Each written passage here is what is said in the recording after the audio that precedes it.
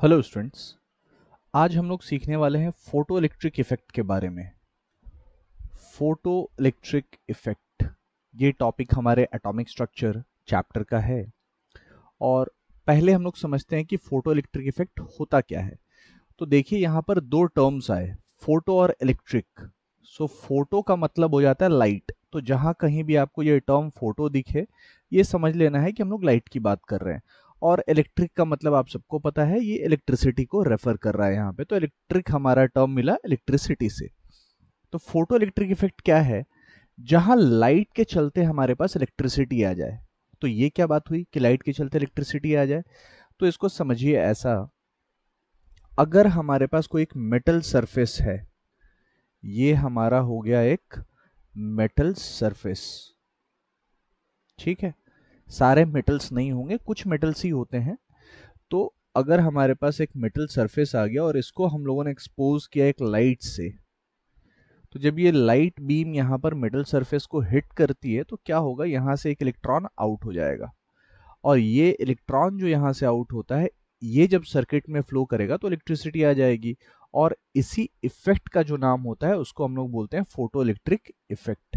तो सबसे पहले हम लोग समझ लेंगे कि फोटो इलेक्ट्रिक इफेक्ट क्या है। तो ये लाइट का रे जो था, फोटोन जो था, आप इसको डिफाइन कर सकते हैं एच न्यू। प्लैंक्स इक्वेशन में देखा था हम लोगों ने कि एक फोटोन की एनर्जी कितनी होती है, एच न्यू के इक्वल होती है। तो बहुत बार आपको ये टर्म दिखेगा एच न्यू, जहां भी दिखे उसका मतलब समझ लेना हम लोग फोटोन की बात कर रहे हैं।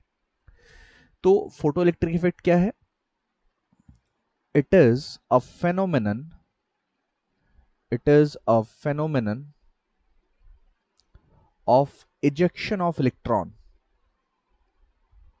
phenomenon of ejection of electron. It is a phenomenon of ejection of electron from a metal surface, from a metal surface when it is illuminated, when it is illuminated by light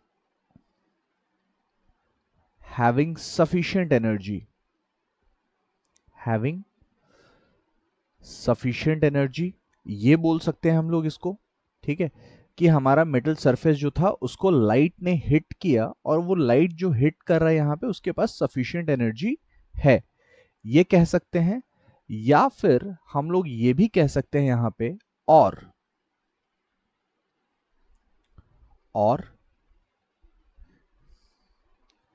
ejection of electron, ejection of electron from the metal surface, from the metal surface when it is hit,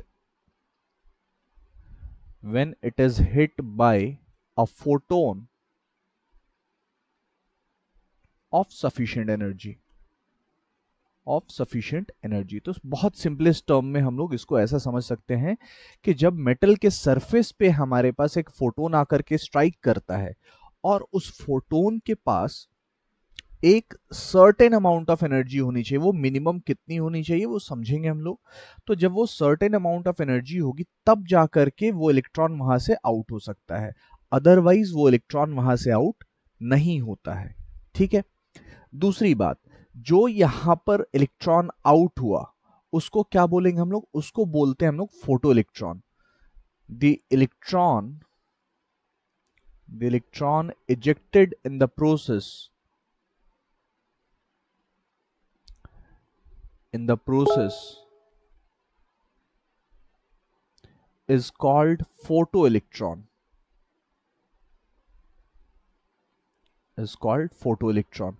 तो जो electron यहाँ हमारे surface से out हो रहा है उसको हम लोग क्या बोल रहे हैं? फोटो इलेक्ट्रॉन बोल रहे हैं। तो जैसा कि मैंने आप लोगों को समझाया कि किसी भी रैंडम एनर्जी वाले फोटोन से इलेक्ट्रॉन आउट नहीं होगा, एक सर्टेन मिनिमम एनर्जी चाहिए ही होगी। सो क्या मिनिमम एनर्जी रिक्वायर्ड होगी और क्या बोलते हैं उसे हम लोग, वो भी बहुत इंपॉर्टेंट है। तो अगला पॉइंट हमारा वही है जिसे हम लोग कहेंगे थ्रेशोल्ड एनर्जी, थ्रेशोल्ड एनर्जी, या आप इसको बोल सकते हैं वर्क फंक्शन। Work function. ठीक है, तो ये टर्म क्या है अभी, इसको बोलेंगे दी अमाउंट ऑफ और द मिनिमम एनर्जी रिक्वायर्ड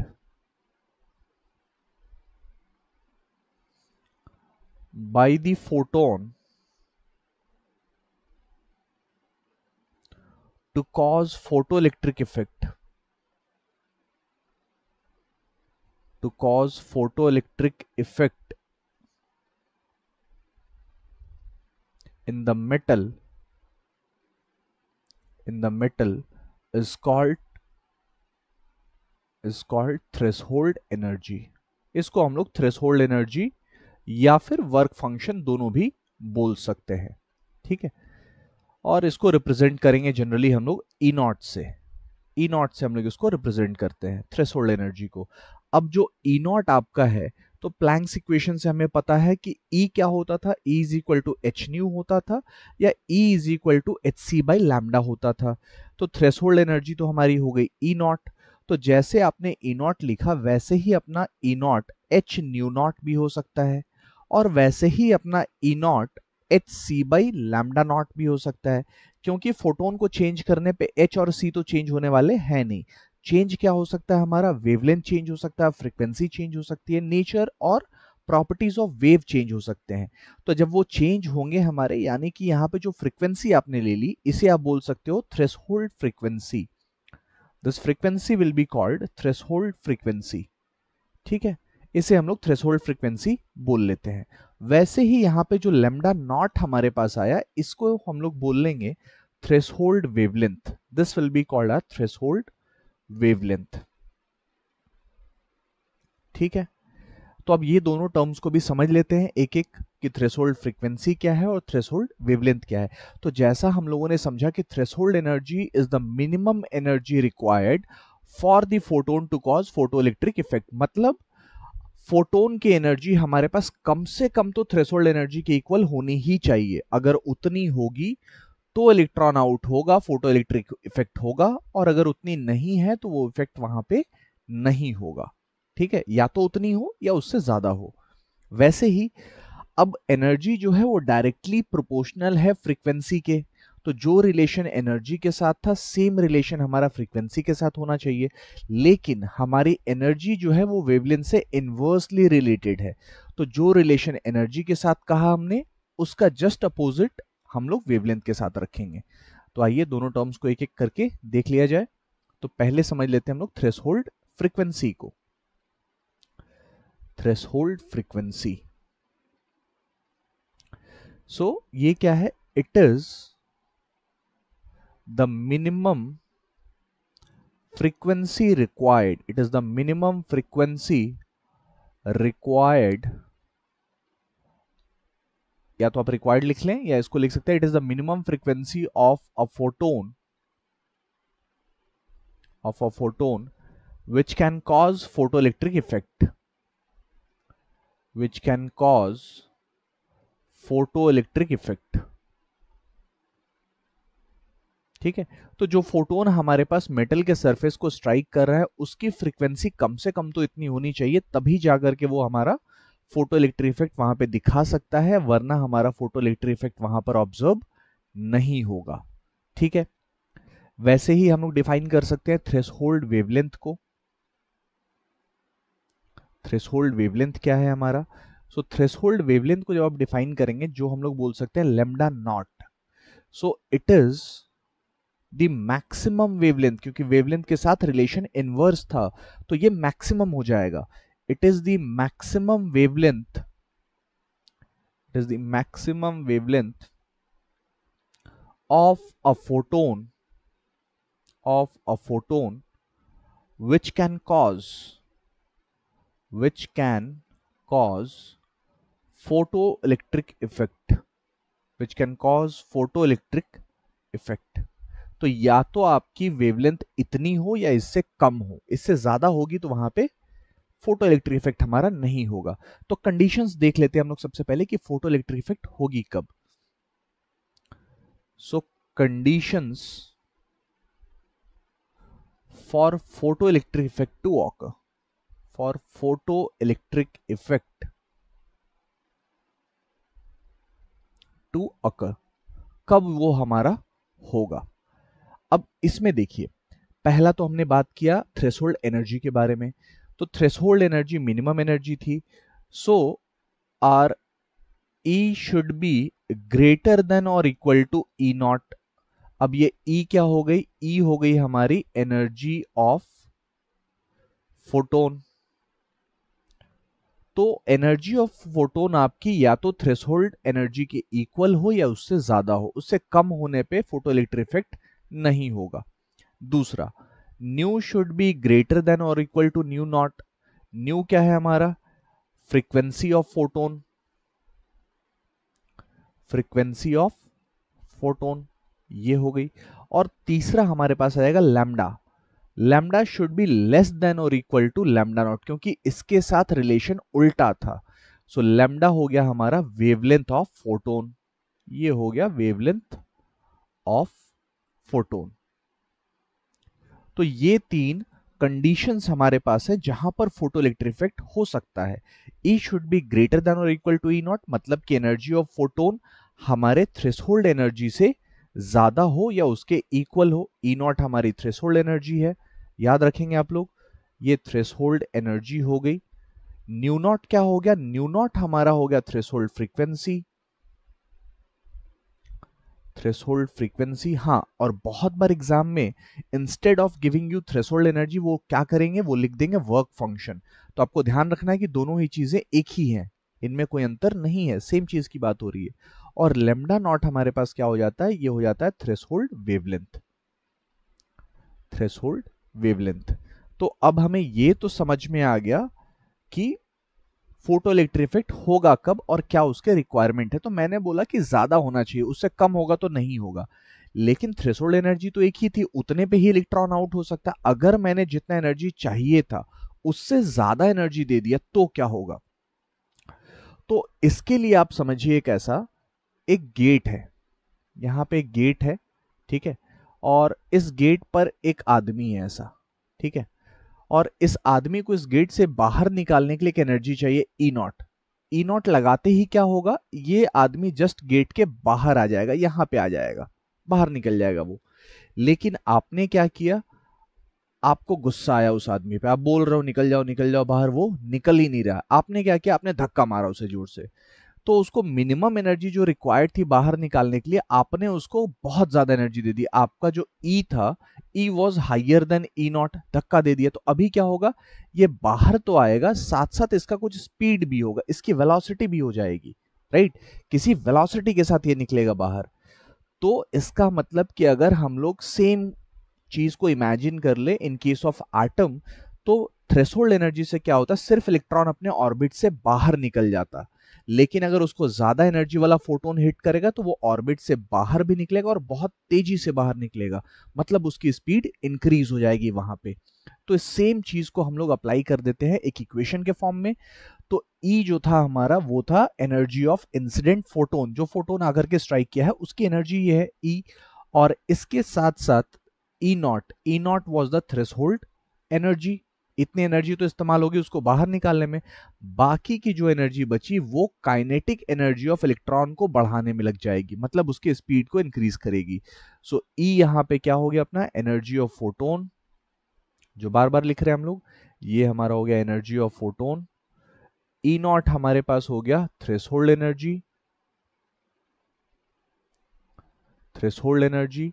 और ये हो गया अपना kinetic energy of ejected electron, kinetic energy of ejected electron,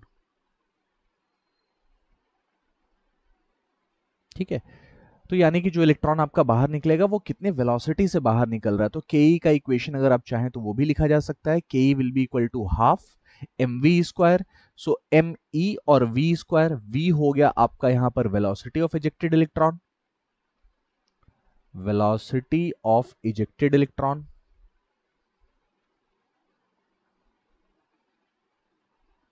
velocity of ejected electron।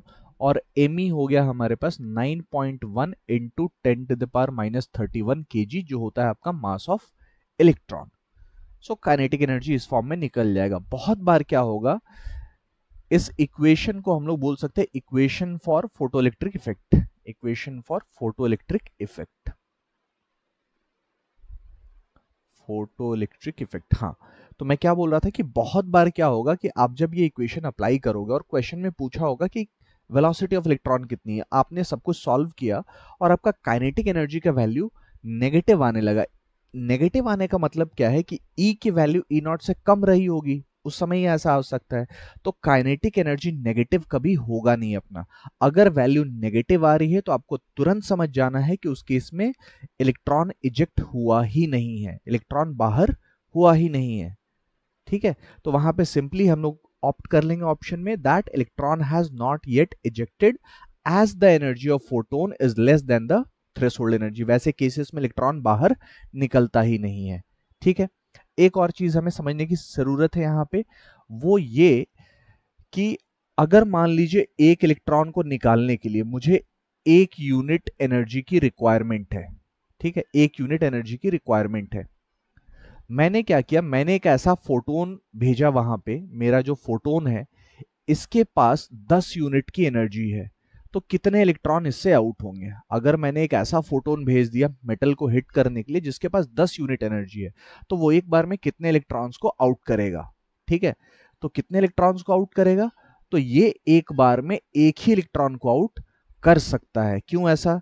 तो सोचिए, एक आदमी है जो बहुत पुराने टाइम में रह रहा है, इसने क्या किया, एक बाण लिया और इसने बाण मारा ऐसा, तो ये एरो जो बाण है ये जा रहा है जब मारने के लिए, तो एक बार में एक ही इंसान को मारेगा, 10 लोगों को तो मारेगा नहीं घूम घूम करके, सिंपल एरो है। ठीक है, तो वैसे ही एक इलेक्ट्रॉन के पास चाहे जितनी भी एनर्जी हो, वो एक बार में एक ही इलेक्ट्रॉन को आउट करेगा। एक फोटोन से एक से ज्यादा इलेक्ट्रॉन आउट नहीं हो सकते हैं, एक फोटोन से एक बार में एक ही इलेक्ट्रॉन आउट होता है। ठीक है, बाकी की जो एनर्जी है वो उसके वेलोसिटी को इंक्रीज करने में लग जाएगी। तो अभी धीरे थोड़ा थोड़ा आपको समझ में आ रहा हो कि अगर मुझे 10 इलेक्ट्रॉन चाहिए तो क्या चाहिए होगा। सो 10 इलेक्ट्रॉन के लिए आपको 10 फोटोन चाहिए होंगे, तभी जाकर के वो हो सकता है, तभी वो 10 इलेक्ट्रॉन आउट हो सकते हैं। बट जैसा यहाँ पे बाण मारा और उस आदमी को मारने के लिए मिनिमम एक स्पीड चाहिए था बाण को, एरो को, तो वैसे ही इलेक्ट्रॉन को निकालने के लिए एक मिनिमम स्पीड, एक मिनिमम एनर्जी चाहिए। तो पहली चीज तो ये कि जिस फोटोन ने हिट किया उसके पास मिनिमम थ्रेशोल्ड एनर्जी हो, तभी इलेक्ट्रॉन आउट होगा। और दूसरा, जितने ज्यादा फोटोन हिट करेंगे मिनिमम एनर्जी के साथ, उतने ज्यादा हमारे फोटोन्स, उतने ज्यादा हमारे इलेक्ट्रॉन्स आउट हो सकते हैं। So number of ejected electron जो होते हैं, number of ejected electron is directly proportional to intensity of light and not on the frequency of light. ठीक है, इंटेंसिटी का मतलब है कि एक एरिया में कितने ज्यादा वेव्स, कितने ज्यादा फोटॉन्स एक बार में हिट कर रहे हैं। तो जितने ज्यादा हिट करेंगे उतने ज्यादा इलेक्ट्रॉन्स के आउट होने की संभावना होगी, चांसेस होंगे। लेकिन ये कब होगा? ये तब होगा जब उन फोटॉन्स के पास वो मिनिमम थ्रेशोल्ड एनर्जी तो एटलीस्ट हो, या तो उससे ज्यादा एनर्जी हो या उससे कम हो।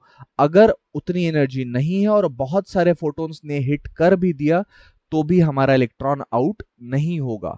ठीक है, लास्ट वाले एग्जांपल में ही अगर एक और चीज हम लोग देखें, हमारा इलेक्ट्रॉन बाहर निकालने के लिए मिनिमम 1 यूनिट चाहिए था।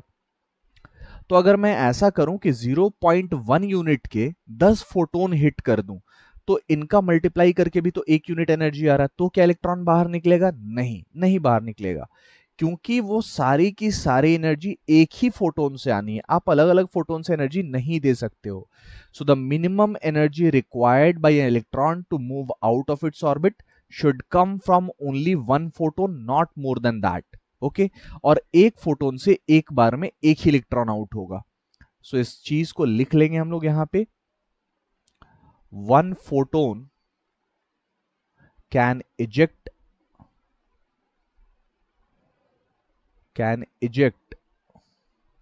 only one electron at a time,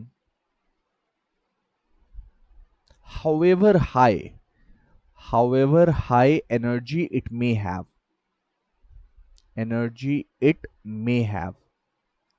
ये तो एक बात हो गई। इंटेंसिटी वाली पार्ट तो ऑलरेडी क्लियर है कि ज्यादा अगर इलेक्ट्रॉन चाहिए तो ज्यादा फोटोन चाहिए होंगे। और दूसरी इंपॉर्टेंट बात यहां पे ये, that all the energy required all the energy required to remove the electron required to remove the electron remove the electron should come from